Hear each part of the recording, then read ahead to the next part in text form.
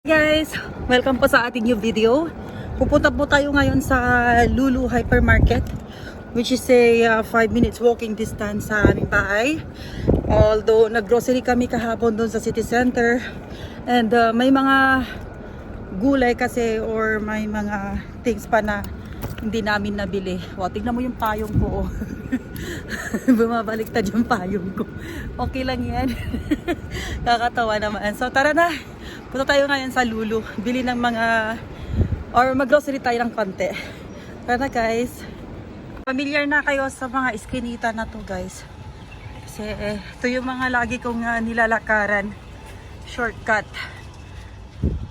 Nakikita nyo to dati pag pumapasok ako sa work ko sa FIFA. Ganyan. Mas gusto kong maglakad dito kasi walang mga taong nakatambay sa gilid-gilid. Unlike doon sa pinaka-main. Tapos nun, turn right tayo. Kakanan tayo guys. O, dito na sa main. Nandyan na rin yung mga metro station. Magkabilang metro station. Harap ng metro station is Lulu Hypermarket na siya. Na tayo and we need to turn right. So yan ang Bin Mahmud Metro Station. Dito tayo. Init pero nakapayong ako.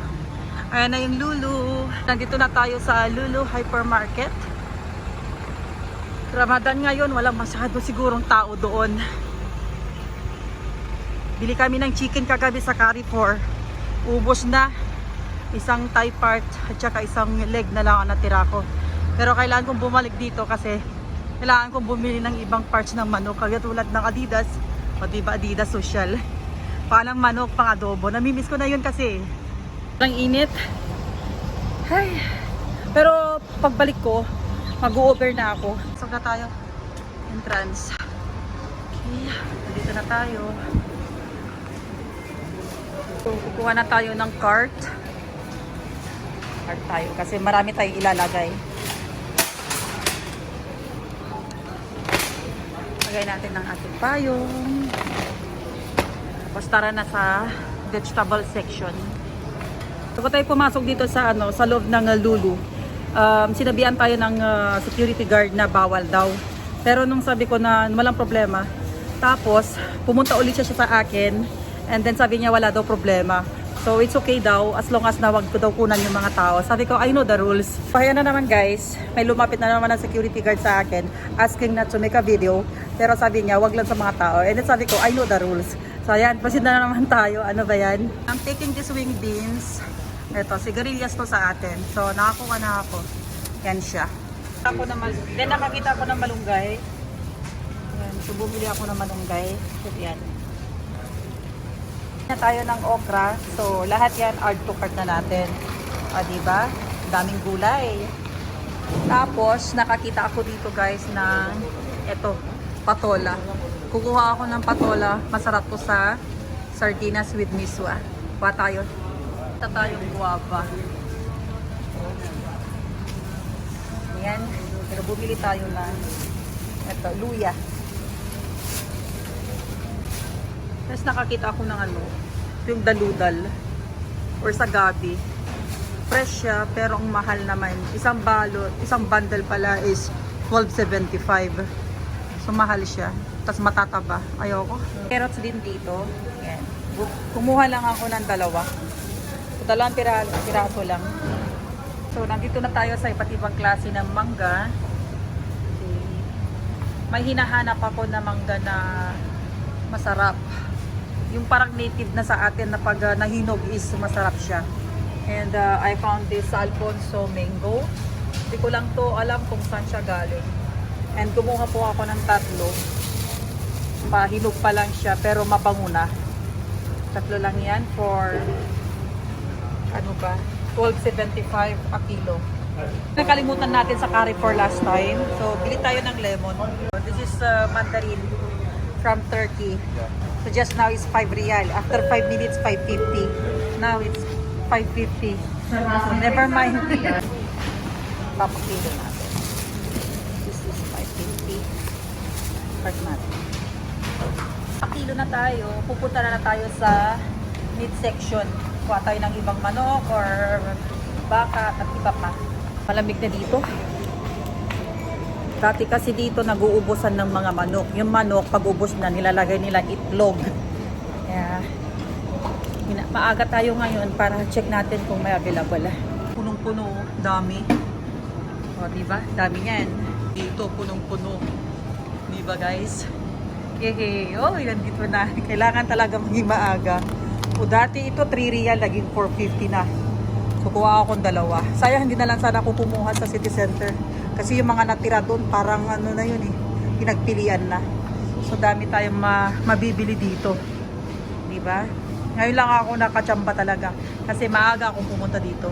Pila, 11.25 ang Thai part. So, dito, 9.25. Kuha akong dalawa. So, mas mura dito.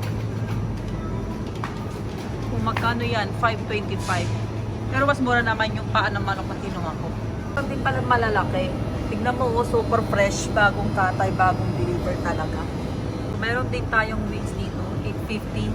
So, kuha ko ng ano ba, isa or dalawa. Isa na lang. Tapos, kuha tayo ng yan, atay ng manok. Na yung ano natin, biniling chicken parts. Tayo dito sa second floor. Ayan. Ito yung brand ng peanut butter, American Girl. So wala ito sa city center kahapon, chunky. Puro creamy. So here, kuha ako ng chunky. Yung malaki na siya. Chunky peanut butter. So dito naman tayo sa Filipino food. Ang kinukuha ko is tomato sauce. Tapos tingin tayo ng mga pampalasa. Ito na lahat.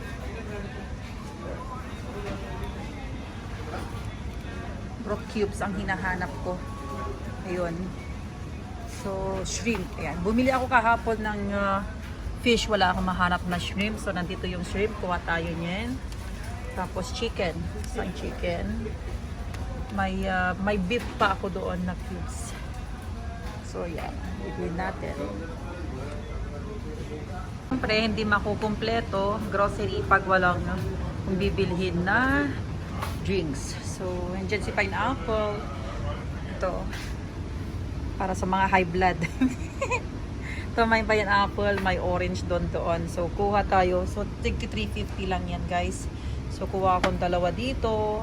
Ganyan. Yan. Dyan lang muna kasi papasok tayo. 350 din. Orange pineapple. Vitamin C. Kailangan natin to. Pag mararamdaman mo na masakit na yung batok mo o ulo mo, kailangan mo nang uminom nito. Char. And of course, our all-time favorite, our Coke. Pero sa baba na lang tayo bibili nito kasi mas malamig. Dito hindi siya malamig. Right? So let's go down. Tayo doon sa may cold drinks. Napin natin yung Coke. Ang ganda. Sana ko. Yun ang Coke. Zero. Ito yung lang yung binibili. 0 calories. At least healthy pa rin. Kahit paano, diba? So, adik ako. Kaya dalawa ang kukunin natin. Sarap kaya kumain, lalo na pag may Coke na malamig. Yung grocery natin, it's time to pay. So, pipila lang tayo sa counter, tapos magbabayad na tayo. Tara na. Saan ba? Dito na lang tayo. This side. Yan si ate. Dito tayo pipila. Yan, nasa counter na tayo.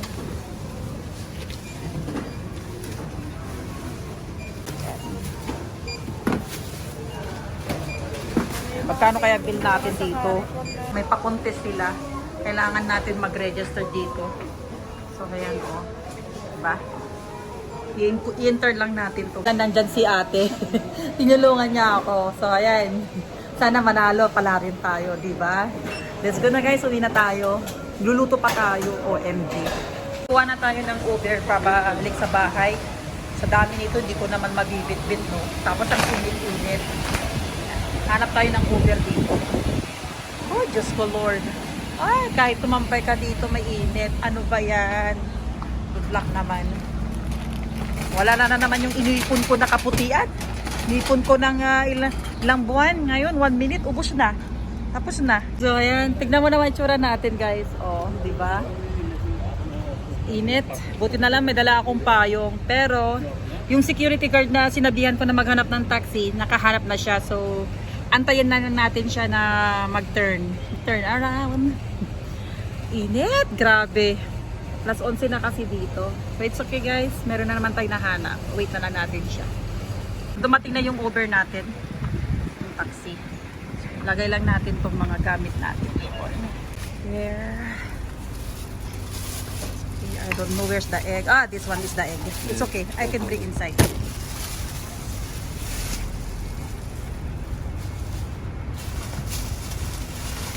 Ayan. Pasok na tayo sa loob.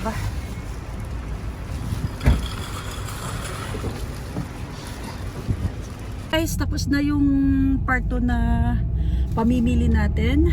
Maraming salamat sa pagsama ulit. Till next video guys. Bye.